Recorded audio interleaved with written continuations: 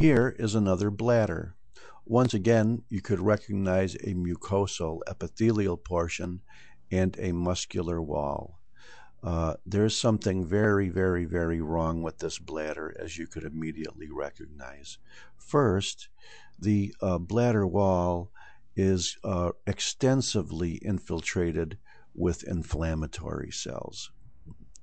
Secondly, if you look at the mucosa, which is really the most bizarre portion, it is tremendously proliferated. It is proliferated to the degree that rather than being relatively flat, the mucosa is forming these little papillae to increase the mucosal area.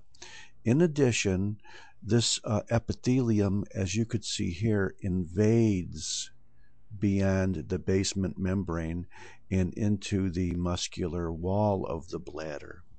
So let's look at this epithelium. These are transitional cells. These are transitional cells that are malignant. They are malignant for all the usual features. Mainly, there's very little differentiation. Some of them are large, bizarre, hyperchromatic. You could see a mitosis here, probably here. This is a transitional cell or urothelial carcinoma that you could see is impinging or invading the smooth muscle of the bladder wall.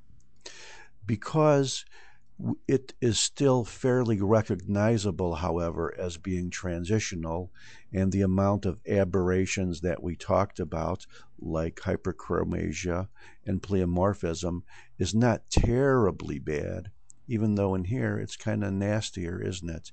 This is not regarded as a high-grade transitional papillary transitional carcinoma. This is on the lower end.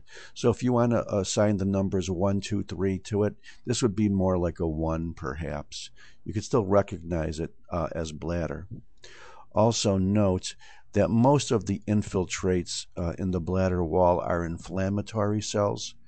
But if you look real hard and you happen to find a nest of transitional cells, then you could say, well, it really invaded a little bit deeper than we thought.